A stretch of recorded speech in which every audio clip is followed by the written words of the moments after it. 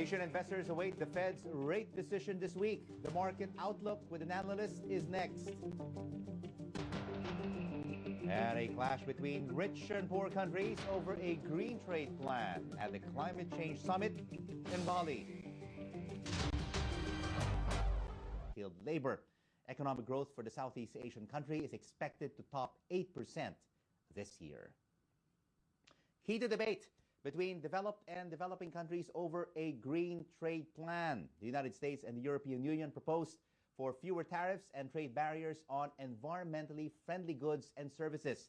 But at a trade ministers meeting in Bali over the weekend, Pakistan and Brazil voiced their reservations. They suspect the measure's real intention is to boost exports from rich countries. But U.S. Trade Representative Susan Schwab described the move as groundbreaking and innovative. For his views now on the ongoing climate summit in Bali, we're joined by Reza Ali of ACCA Singapore, and he joins us now live in our Singapore studios. Reza, thank you so much for joining us. Just like the Doha round of trade talks, there we go again. A conflict of interest between the developing and the developed nations. Will they ever find common ground in this climate change summit? I think what is important now in this climate change summit is that developing and developed countries must come and find consensus and meet common ground, because the effects of climate change are irreversible. And if they do not come upon agreement now, for each year we delay, it's going to necessitate a further reduction in greenhouse emission gas emission reductions, and it's going to cause even more economic and social disruptions. And finding a common ground in climate change is far more important than finding common ground in trade and services. Absolutely, because if you do not find common ground in trade and services, you still have tomorrow. But if you don't find common ground in greenhouse emissions and climate change, then tomorrow will be a very difficult tomorrow. What do you make of this proposal of the United States and the European Union for fewer tariffs and bringing down trade barriers on environmentally friendly goods? Do you agree to this?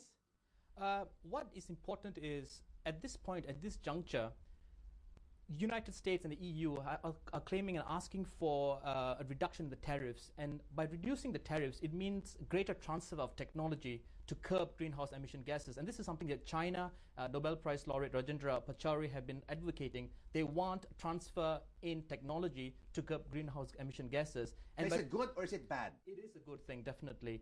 But there are also fears that this could be a protectionist measure by the developed countries to improve their exports to developing nations. So how do they find common ground here? Because Pakistan and Brazil are against this proposal by the US and the EU.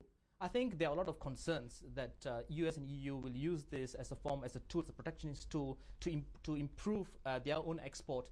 But I think the United States have stated that out of the 26 or 36 items on the list for trade for the tariff reduction, most of these items are imported by the United States, and the United States are net exporters of these items. So what would be the common ground here when both sides are on loggerheads?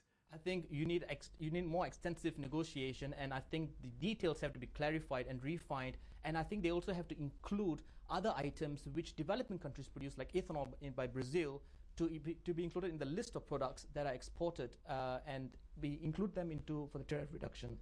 Reza, it's just 2 years away before 151 countries have to come up with a new treaty that will replace the Kyoto Protocol in 2012.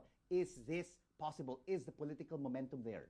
I think the political momentum is going to be there. We are seeing people around the world demanding from their governments to implement strong, effective climate change policies, and businesses as well have come upon this on this bandwagon to ask governments to reduce climate change. In fact, I mean, just not more than 2 weeks ago, 150 multinationals came together, led by the Prince of Wales, Prince of Wales, to come and tell governments to have legally binding restrictions on climate change and greenhouse emission gases. We'll have to wait and see. This week is indeed the second week of the Climate Change Summit, and it is crucial.